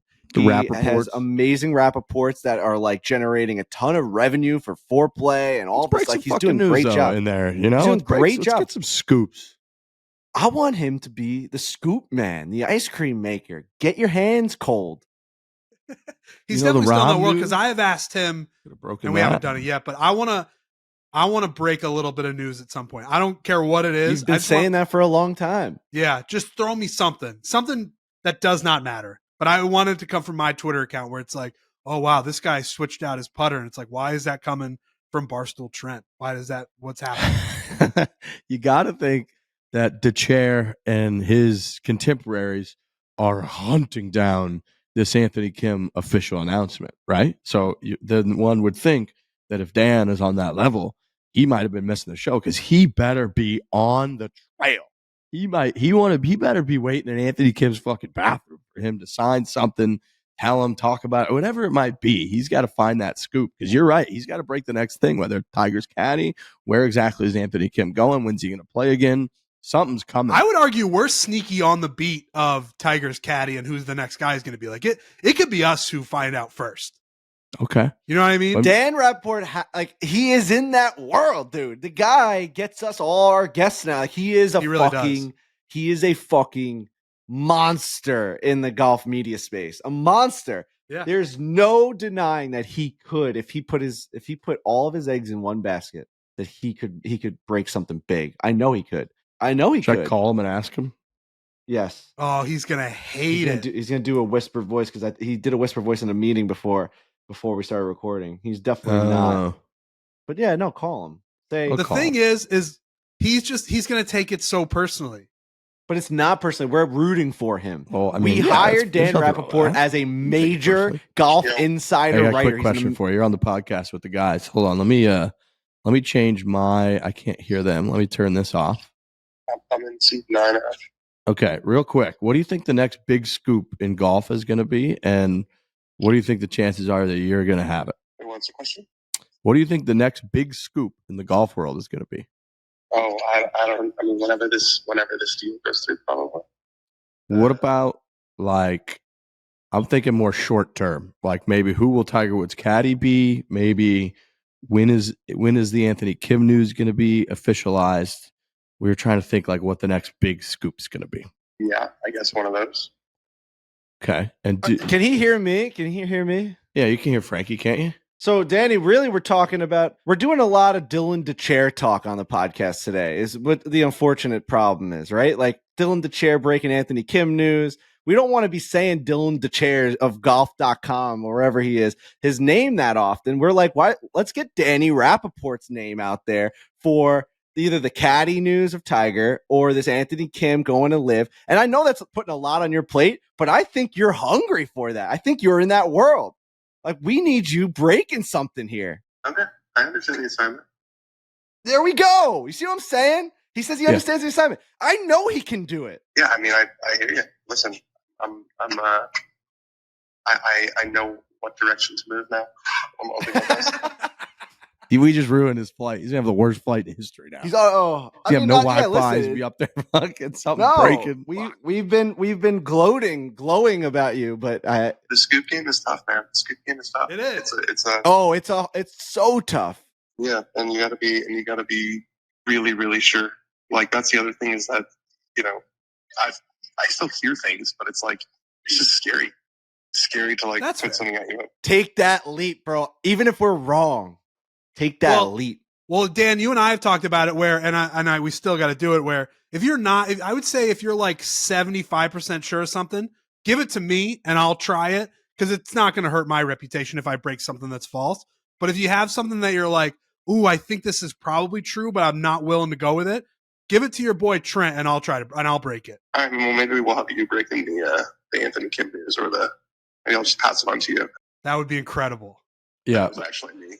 Wrong's not bad. Wrong could almost be better depending on the news. Like we could, right. Sort of scoop. Yeah. Just any scoop. We'll take any ice cream at this point. Vanilla, chocolate, whatever it is. All right, I'll get back in the lab. All right, perfect. All right, Dan. Thanks, have a safe Dan. flight. Thank you. Bye. Yeah, I want to be able to make a Photoshop where Dan Rappaport is like a ice cream guy. You know what I mean? Have him driving an ice cream truck, or do you want him actually scooping? Yep. Scooping or driving the ice cream truck. One or the other. Whatever we can get for Danny Rappaport in terms of an image. That should be his new brand, is scooping the fuck out of this league. This tour, the league, Tiger. One could argue that no other sport in the world is having as many major hidden secrets that could be leaked and scooped than golf. It's such a There's mean segment two for Dan, but leagues I will say that are like fighting to grab players, and like Hatton's going to live, and no one knows how Phil feels. It's like, what the fuck? Give me something. They're like ex-boyfriends and girlfriends. Like they're looking to leak stuff out there about all the time about themselves, like putting out hot pictures of themselves, trying to look good, cute, make the other guys jealous. They're doing that all the time. I will say, Frankie just hit the button. I will say one thing. Yeah. You're out, pal. Yeah. Get out. Get out. Get out and was come that back like in. a cheek or was it did you graze it? A hoodie graze? Yeah. Heavy breathing. I get what he's saying. I get what he's saying in terms of like being wrong. Like he's in a position where you don't want to be wrong. Where we're in a position where wrong is kind of the baseline. So it doesn't hurt us as much. But he's in that world where it's like, oh, if Danny Rapp's wrong, you lose credibility. So it's a tightrope walk, and I understand where he's coming from. Well, I also think he came from a world where wrong is almost like your boss will fire you. Like you can't, your boss basically hinges his whole job on you can't be wrong. That's out the window. You can be wrong now. It doesn't. If anything, I think it might get you on Barstool Radio. Dave might be like, okay, but I don't. But who's the baseball guy who's always wrong? Bob something. And that's his brand now, is he's always wrong. I don't think Danny Rapp wants that necessarily. I would take that rep. But I don't know. The scoop game's tough. He's not wrong. If it was easy, everybody would be doing it. Everybody would be scooping everywhere and it wouldn't be a big deal. But if you kind of want to be right, if you're Danny Rapp. No, I'm not saying wrong is great, but I think it's not the end. It doesn't ruin really everything. You need to be right a lot, but if he's got something, I think you were about in the right ballpark. I think we need to have an 8 at the front of that or something, 80% something, sure. Let's fucking report that. Let's just get that out there. And if we're wrong, we can deal with it. But 80-something%, if it's a big enough scoop, let's put that out in the world. It's worth the risk for us to be like, Dan Rappaport from the Fore Play Golf podcast at Barstool Sports reported this. That's great. He's very coachable. Whenever we talk to him about anything like this, his answer is always like, I understand the assignment, no problem. So maybe in the next couple of weeks, I think we might be getting a nice scoop from Dan Rappaport. He's also in a position where he runs into these people. We don't really. We go to a tournament if we got merch in the tent. He goes to tournaments to do reporting and to ask questions. So it's a different position where if you're wrong, let's say he breaks news about Colin Morikawa doing something, switching a club, doing this, doing that, and he's wrong. And then he's at a press conference and Colin Morikawa is like, there's Danny Rapp, the guy who's wrong about things. Wrong guy. The guy who's wrong. Guy. Yeah. You're back, Frankie. Oh, dude, this thing is coming out with a breath. I'm getting to the point now where you got to move the wire a little bit hard to the left so that all the pressure on it leans left inside the insert. I just, I need a new microphone. I think, Alex Bush. I can't live like this any longer. I can't. All right, too soft. Mine is in a similar place. Shout out to Nelly Korda, fellow TaylorMade athlete, who we Nelly have Korda. Video coming out with her. I think on Friday this week. Let me look at my notes. That's right. Alex Bush sent me the notes. Friday. Do you know what time, Alex Bush? Do we have any ideas on that? We'll do 10 a.m. 10, okay. Yeah.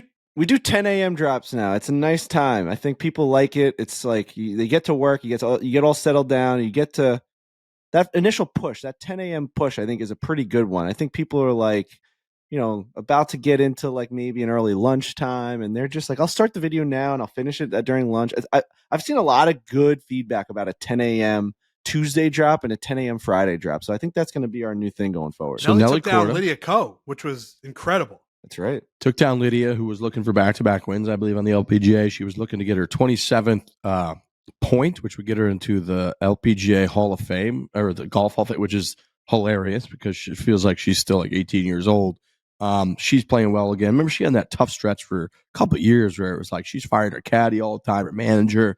It was kind of like this girl was like the best player in the world when she was 17. What happened? She's back playing extremely well. Nelly Korda back playing extremely well. Big win. Finished eagle, birdie. Nelly Korda or Lydia Ko had an insane eagle late. So it was just shot after shot. These girls were hitting that were just so unbelievably clutch, like hitting 3 woods in there to a foot. Wild. Nelly Korda on the 72nd hole had to have a birdie to tie it. Hit the shot. She was yelling for it to go. kind of caught the right side of the green, kicked a little bit left, caught the slope, went to like 6 inches. So wild finish out there. But LPGA has been bringing it to kick off the season. And Nelly Korda, who we got a couple videos coming out the next 2 weeks, so great timing for us. But tailor-made athlete, she looks great in her Nike stuff out there too. She had like the joggers and a hoodie on, which we like to see. So congratulations to Nelly Korda. The bottom line is that the QI10 is the greatest driver in play right now. And it's getting to the point, and I get that we're tailor-made guys, but it's Bizarro Foreplay podcast and we're not tailor-made guys. I think at a certain point you have to start talking about this thing, because every winner on every tour is playing a QI10. It's Rory, it's Tommy, it's Nelly, it's everybody who uses that thing wins the tournament that they're in. Yes. It's I can't wait to watch Tiger use it in a couple weeks, because I imagine he's going to have to win with this thing. It is something that I think we would have to talk about, even if we were sponsored by a different company, because everybody's using the QI10. It is the forgiveness on it. I took a couple weeks off, didn't really touch a club. I went skiing a little bit, just, holidays, all that. I'm back now, driving it better than I've driven it in such a long time. I can't wait to get out and film again with the whole crew. I can't wait. We're going to Stream Song, I think, in like a month or two. Can't wait to film those videos. We got a bunch of stuff next week that we're doing. I think we're going to film out here at the Phoenix Open with a couple of different groups. So I'm very, very excited to play golf, and it's because of this QI10, this bad boy. I got the Max. This bad boy's just got me hitting it straight. It's clean. It looks great. It sounds insanely good. So you're right, Trent. That's a great point. Everybody that's using this fucking thing is winning, especially Nelly Korda. So congrats to her. All right. Shout out to Alex Bush. I know that his favorite team and favorite guy to root for in the world is yet again just doing it, going to the Super Bowl. So I can't fathom, Mr. Bushman, how much that is going to really drive you crazy. I can't imagine how much, all the coverage that goes on now over the next year after this Super Bowl is just going to favor Patrick Mahomes. It's not going to favor your guy, Josh Allen. I do feel a little bit bad for you. You're probably hungover on the flight going home yesterday, watching this whole thing happen. And life as a Bills fan, it just can't be a good time. Hopefully for you, the Niners win and the Chiefs don't. I imagine that's what you're pulling for. But Championship Sunday yesterday, I was on the Lions money line. That was devastating. Absolutely devastating. I think I got him at like plus 280 or something like that. And looking good. There was a cash out option at halftime that was pretty convincing or pretty enticing. I thought about it and I was like, they're up by 17. I'm not going to be a little bitch. Let's do this. Bang. Just in fucking 8 minutes, complete disaster. So to feel terrible for them. But yeah, I don't know if anybody has anything riveting from Championship Sunday. Each game since the beginning of the playoffs, me and my wife and sister-in-law and brother-in-law will just throw a little parlay together and we'll all pick one guy to score a touchdown. Right? 4 anytime touchdown scorers. Usually we spread them across. When there's more games, you spread them across a couple games. And it's usually like $60 to win like $2,000. It's like crazy odds, right? Okay. If you pick 4 guys, it's insane. So last 2 weeks, we've come one short. And 2 weeks ago, it was Travis Kelce that didn't score the touchdown, which is insane that he didn't score a touchdown. And then last week, it was Cook with the Bills. And they threw it to him on that little slant, Alex Bush, and he dropped it. And he dropped it. We went 3 for 4 in that game. Okay.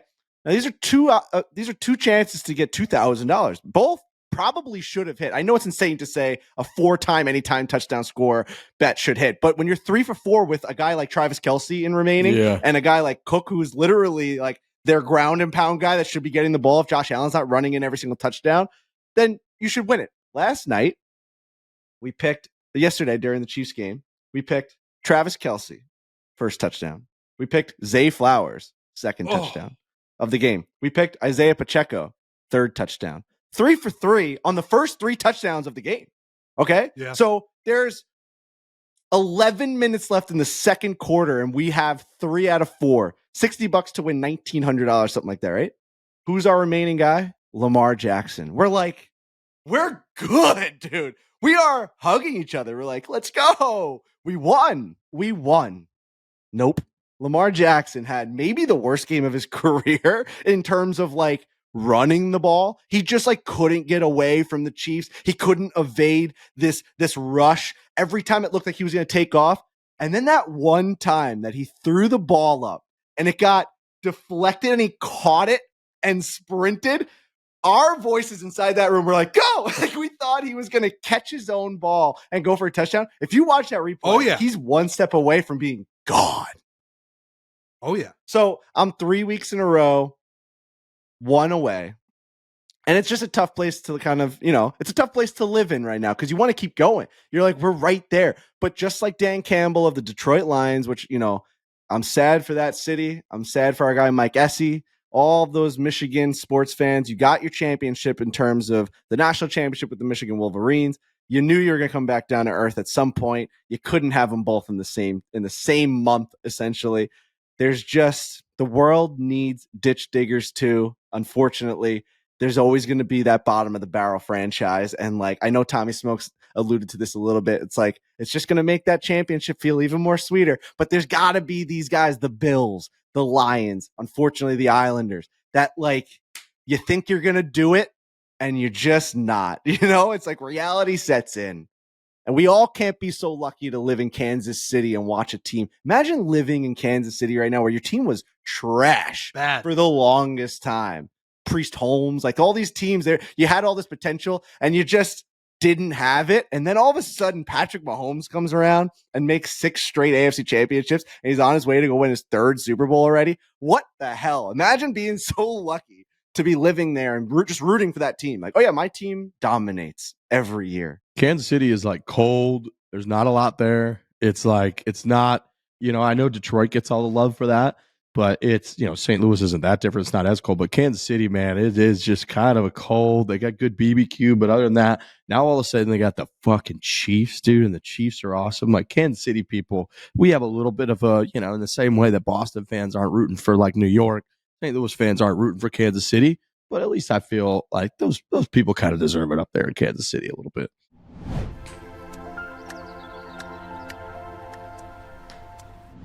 Cars.com is a leading digital marketplace that connects car shoppers with their perfect car. They are celebrating 25 years of helping shoppers research, find inventory, finance, and sell cars. Buying a car, selling a car, either one. It's going to be one of the more important financial decisions, one of the more important decisions you're ever going to make. It's part of your identity. It's part of who you are, your personality. You show up, bang, that's so-and-so because that's their car.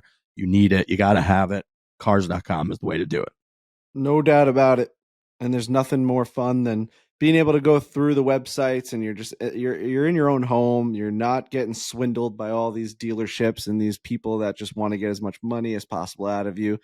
You're essentially just saying, I want a new car. I'm in the market for a new car. And what looks good to me? And you have no stress. There's no stress involved. Just start swiping, start clicking things, start picking different years and trims and models and all of these different categories you can get into. And it's just great, man. It's a great website, great app, great interface, super easy, super simple. Everything about cars.com is right. You also got to think the options are abound on there. If you go to a lot, it's we got this one, it's that year, it's this color. Oh, do you have this color? No. That's kind of what we got. And at cars.com, it's I'm going to put in what I want and they're going to give you what you want. So it's a much better experience. Yep. They get up to 50,000 cars are added daily to cars.com. You can shop over 2 million cars for 2 million possibilities. So find your next possibility on cars.com. That's cars.com. Where to next?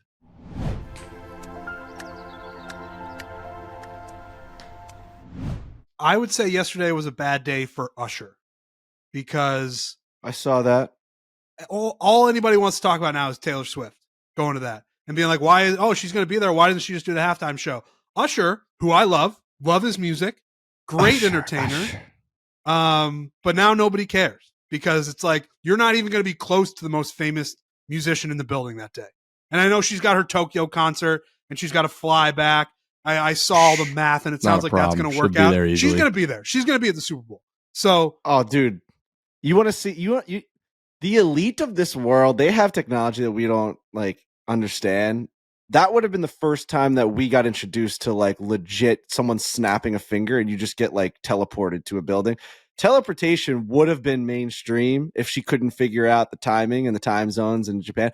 She would have had to just admit hey, we don't like to admit this in this little triangle of the world, but I absolutely can get to that game and you guys just have to accept the fact that I'm going to go through this portal and I'm just going to end up in Vegas, right? Yes. Like that triangle hotel in Vegas that looks like a Dorito chip.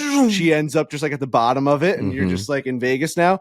Unfortunately, we don't get to experience that because they're going to be able to fly a jet like 1 billion miles an hour and just get her back. And then she's got to go to Australia after the game, which is she's going from Japan to Vegas to Melbourne. Wow. Yeah. Talk about frequent flyer miles for Taylor Swift. It is. I mean, she's got her own massive jet. Is, like, I bet her life on that jet for those 12 hours is better than our life ever. Like, she'll be fine. Do you think she'll get canceled for the global emissions that she's going to be spreading across? No, she's been fighting that. She's been winning. It.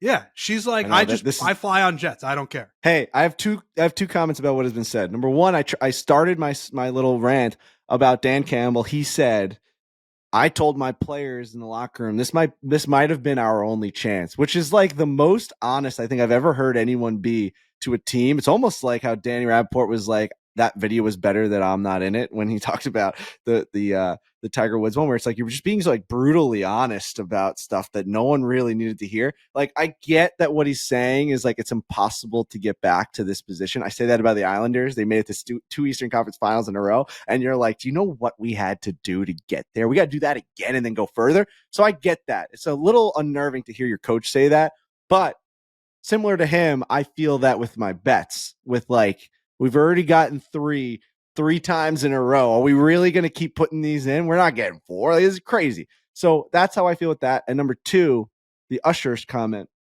Don't you think that so much of the talk is now about how Usher's not going to be the most famous? Like, that this is actually the best thing for Usher, that like this comparison and all of this hoopla about Taylor Swift coming to the game and overshadowing Usher is actually creating way more talk about Usher than if it was just the halftime show. I guess that's like, we're fair. saying Usher's name like crazy right now. It's true. And we're like, what's he gonna do to upstage Tay-Tay in the fucking stands? And we're like, we can't wait for this show now. Is she gonna show up? Right. Is she gonna pop up out of the fucking stage and sing a song with Usher? Like, he is getting the biggest little Google search bump that you've ever seen. It just can't feel that great, where you're like, no, I the know. Super Bowl is a crowning achievement in an entertainer's career. It's like they did the Super Bowl. It's like Prince did the Super Bowl. Like, all the names that do the Super Bowl, you're like, that's a medal. It's an award. And then you get the one Super Bowl where it's like Taylor Swift is there, and people would prefer if she was performing over you. She's going to be in the building.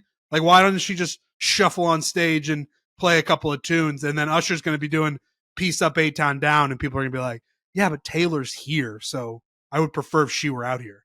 Taylor Swift's never done a song with Usher, right? There's no chance. No, not that I know of. Alex Bush? No. Alex Bush, percent chance said that as she though, like, that would be disgusting. Sneaks on stage and does like an appearance.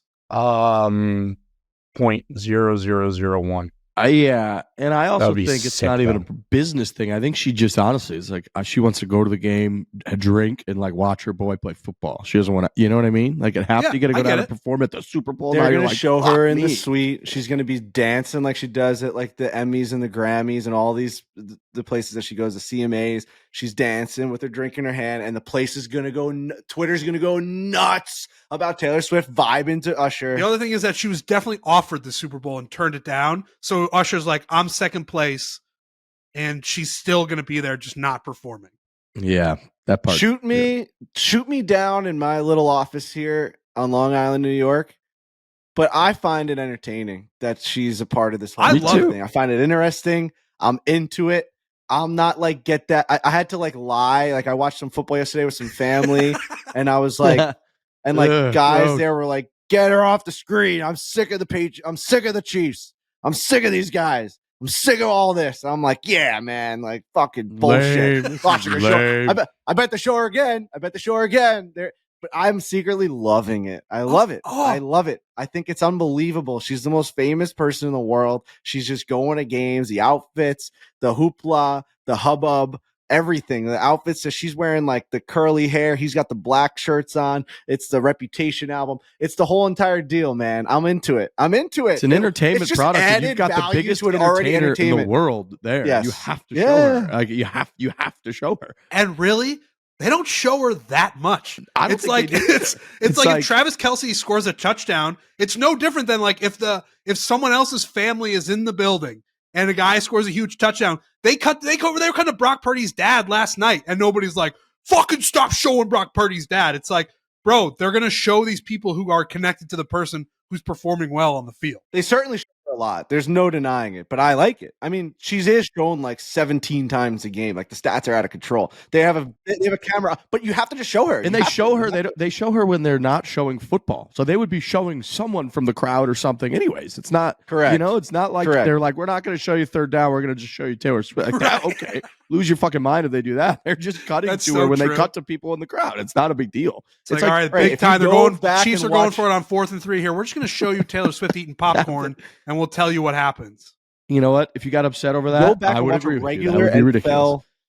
If you go through an NFL programming, I guarantee that the spots that they show her, they just show a random person. 100%. Yes, right. Like those 20 times.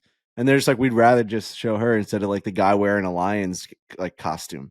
Yeah. It's So also like, I don't mind it. if you I like love it. the sport of football, which these people who are complaining about it, I'm guessing do, it's making the sport that you love just that much more popular. More people are paying attention to it. You should be excited. Golf would love if Taylor Swift was at the Players, or we could show her. We need shit like that. Starts dating Anthony Kim, shows up out there at the live event. People go crazy for that. We need it. Fucking nuts. It's a common like problem right now with like this transition of the new millennium or whatever millennials that are taking over like entertainment now. Like they're the ones that are my generation is like the ones that are starting to like get these roles of like they're like 35, 30 years old. They're maybe like the camera operators, or maybe they're like assistant producers. Like it's just starting to slowly change. Like Alex Earl, that really, really famous TikTok girl. She was like the representative, or she's the one that like told all the she was on the mic at the Pegasus horse race. You saw all that where like everyone's like she shouldn't be a part of this event. Like she has nothing to do with horse racing. And now everyone's making the argument. She like her post on TikTok did like 7 million impressions. Like who else did you want to announce it? Why does it matter? Like they know whoever's in charge of the Pegasus social media knew that was going to bring 1 billion more eyeballs than anyone else. Like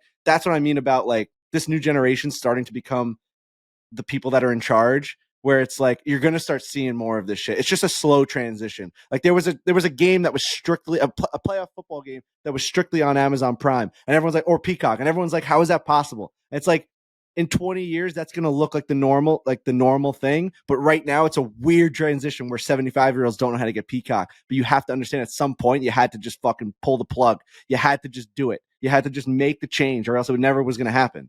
So yeah, it's a slow transition, but it's weird. It's also, at the end of the day, all of it is entertainment. Like I get that all of it. Like Mike Essie is dying now that the Detroit Lions are not in the Super Bowl, and I get that. Like people are so connected to these teams, and they're dying for them, and they want them to do well, but they just want eyeballs. The NFL just wants eyeballs because it's all an entertainment product. So they're trying to get as many people through the door as they can, because if 3% of the people who are watching because Taylor Swift is at the game stick around, that's 3% more than they would have gotten without showing her. Which is an enormous number. They just know what works. They just know what works right now. And it's fun, Taylor dude. Swift works, It's the center. Your sport is the center of the universe because Taylor Swift is there. Helps. It definitely doesn't hurt. And then you'd be crazy not to lean into that.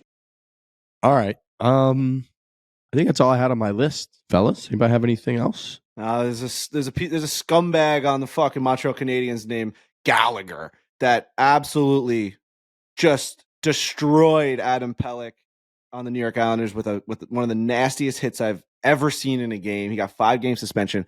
I genuinely think that for hits like that, you guys probably haven't seen it. For hits like that, he should be out for as long as Pelech is out.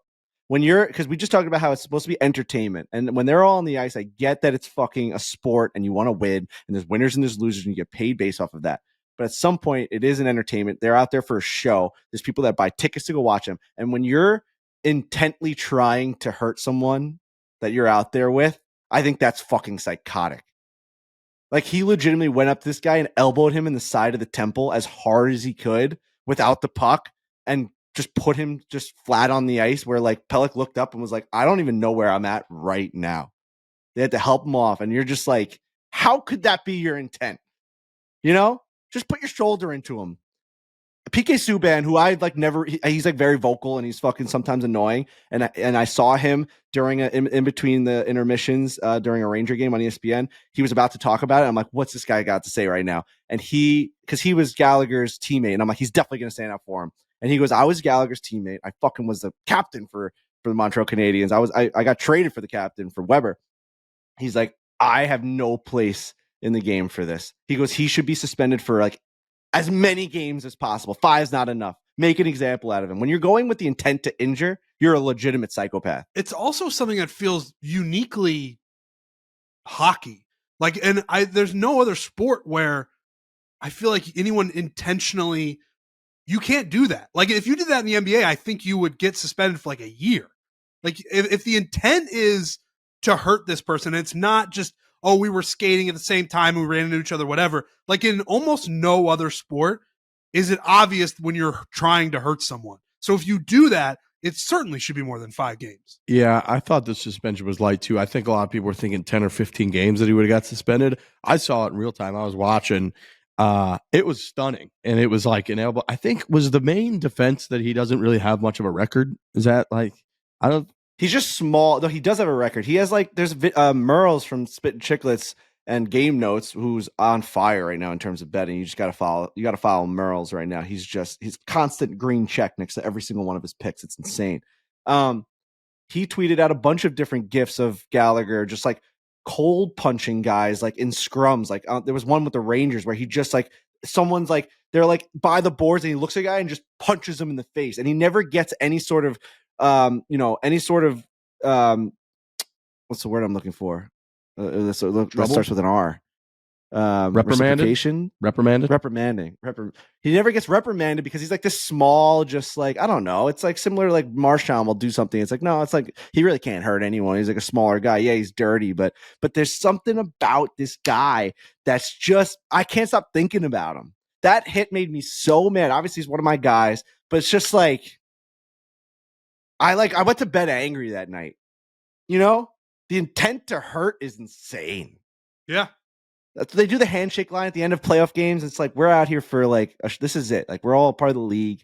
We're out here making a bunch of money. Let's fucking put on a show tonight. Like you sometimes hear when they're mic'd up, like the ref will be like, let's put on a good show tonight, boys. Like, that's what it is. And you fucking just tried to murder this guy. Come on. Clearly, I got to look at all that video footage of him, whatever. I haven't seen any of that, but it does say Gallagher, who has never previously been suspended and has been fined once in his 723 game career. So I think that is part of like what they consider, which is, I mean, in this case, it's kind of bullshit. I'm with you. I thought like it's clear what's a hockey play and what's not. It's clear when there's an accident. Like you can accidentally hurt the fuck out of somebody in hockey, and it's like it's very clear. Like maybe it was reckless, but it wasn't intentional. Trent, this was like he skated by him. The guy had already moved the puck a second or two before. Gallagher skated past him, so we actually had to lean his elbow like behind him to 100 even miles clip him. And clearly, if your elbow's going up, you're only going to elbow somebody on or near the head, which is all you're going for. And it clearly like hit him right in the fucking temple and hurt him badly. So you watch it. It's a very. I just watched it. Yeah, it's bad. That's bad. Yeah, it's so bad. It's crazy. I'm with you. I think he should have got 10 plus. Trying to leave a guy lifeless on the ice because he like came across the middle of the ice is fucking insane. Yeah. Like you're just, and I know it's a bang bang play and they're on ice and they're skating fast. That is not, man. There's a reason that doesn't happen every single game because guys have a brain and they're like, I'm not going to do this to another human being that's out there trying to just like score a goal in the hockey. Like it's just fucking nuts. Like the guy like can't flying elbow like, to his fucking head. That's like so easy to avoid. You know, that's just purposeful. So yeah, that's. I had to get that off my chest. That's fair. We'll allow that. All right. I appreciate that. Everybody remember, go register for the Barstool Classic at barstoolclassic.com. It's noon Eastern time. Be ready to go a couple minutes before, just in case. We're going to try to fire that thing exactly at noon, and then boom, register. Make sure you have all the information. Go watch our videos on YouTube, please. Go buy our merchandise. Start at barstoolsports.com. Go to the foreplay tab, please. Otherwise, we'll be back on Thursday per usual. Hit it hard. Hit it hard. Hit it hard.